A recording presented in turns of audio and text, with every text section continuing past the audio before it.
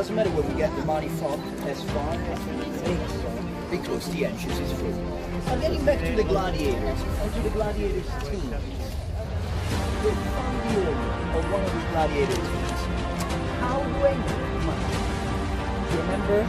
I'm the one providing for everything the gladiator needs. The Colosseum is free entrance. So how do I make money? With a huge system of betting, like it happens nowadays, okay? And of course there was a corruption before the game was started, and everything that happens nowadays was basically the gladiators were usually coming out of that gallery. It was like a superstar, like it happens nowadays, in soccer, in baseball. There is that one particular player which is like super loved by his fans, just in case. You see that part? The part of the arena that pops out a little bit, that has a hole in the middle. You see that? Just right here, just this part right here. You see it's got a hole behind? Well, that was basically a trap door, you can call it like that. And they were using that to make gladiators, the superstar gladiator appear onto the arena. And how? Let's say it's Sunday. Usually in the weekend there is the champions. During the league, there are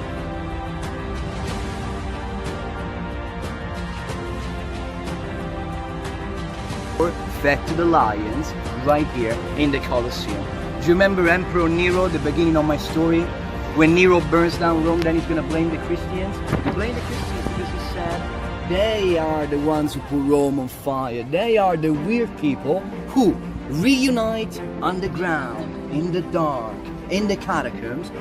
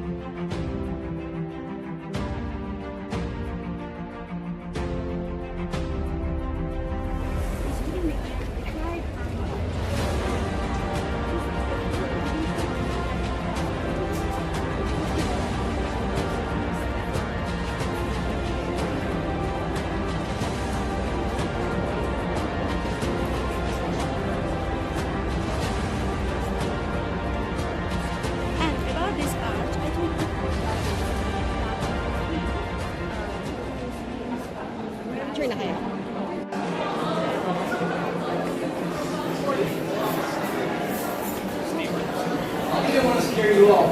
I just...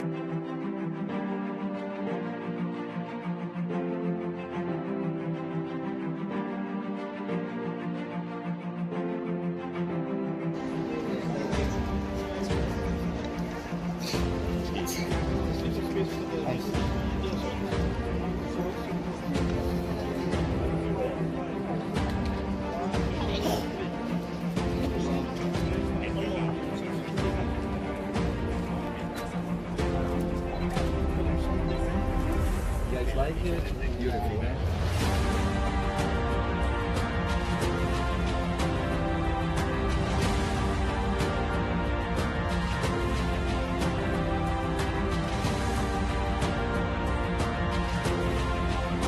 Here the emperor would be sitting, abetted by servants, to watch the games, and this was the closest part.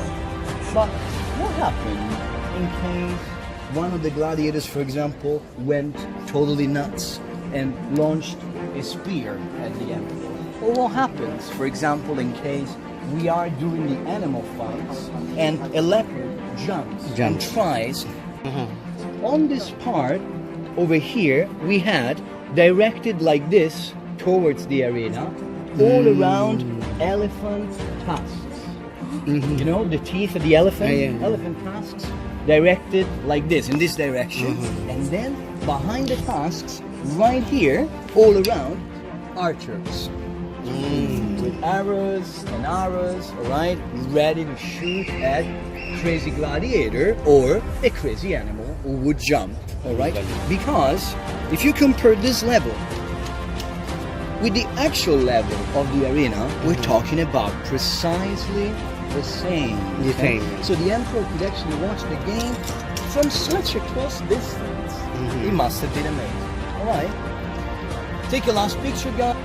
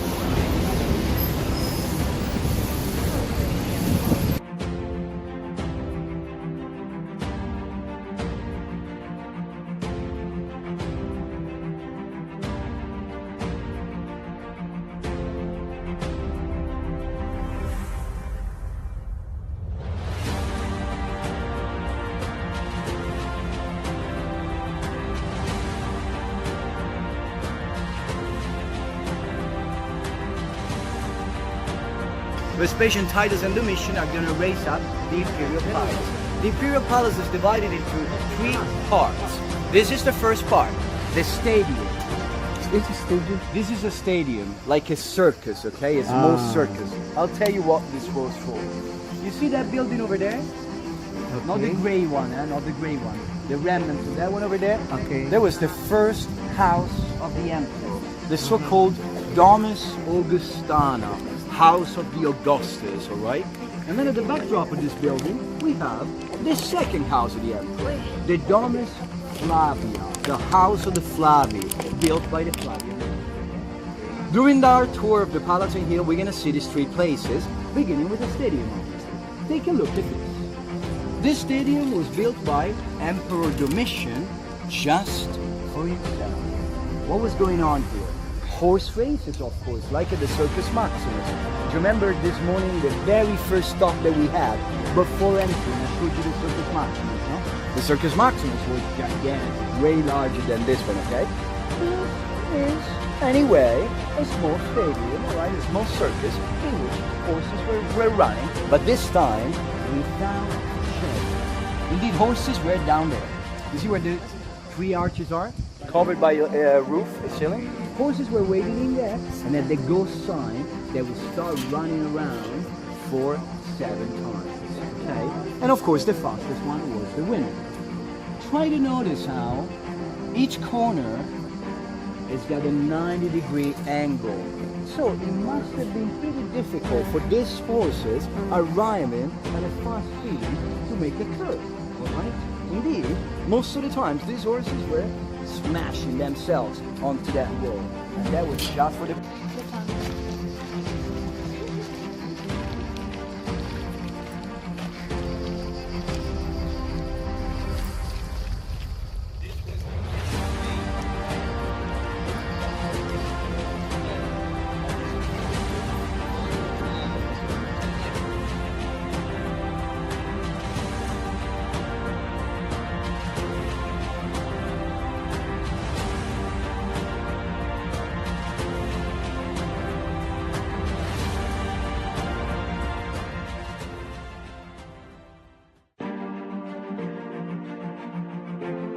was a fountain with fish and plants and colorful flowers, but in the meantime, it wasn't just a fountain. Indeed, the Nymphaeum is also a swimming pool, and that's what it was. The main swimming pool of the emperor. Yep.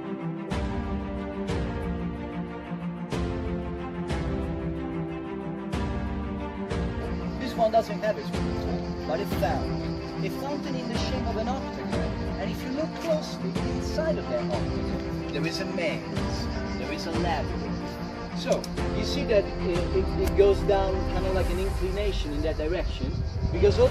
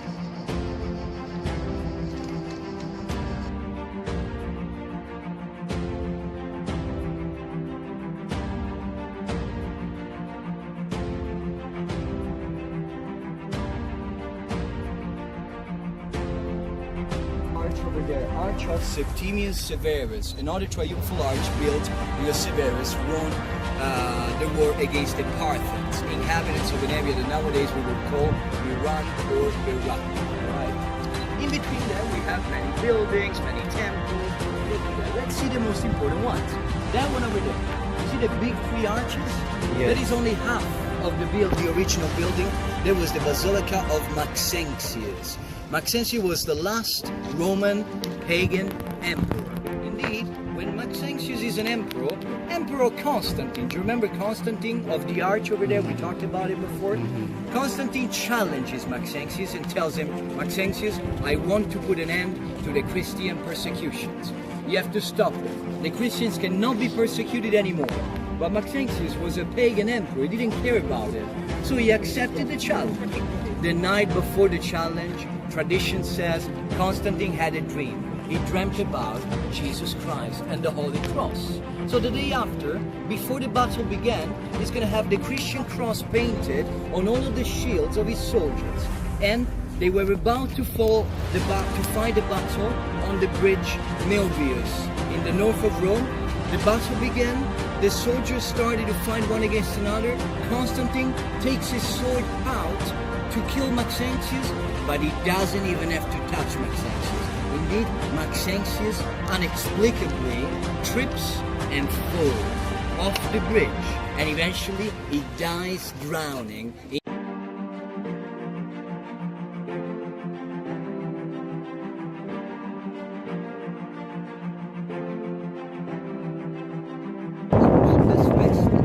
temple of Vespasian is the one close to the courtyard.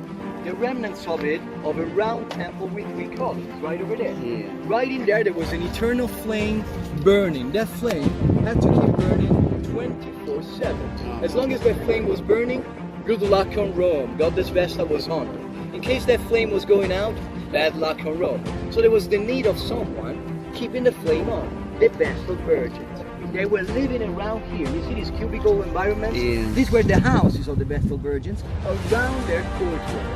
In order to become a Vestal Virgin, you were a 6-year-old girl, chosen in between the most important noble families of Rome, and you have to be a Vestal Virgin for 30. Because in the 40s, they tried to pull down those columns, just they didn't manage.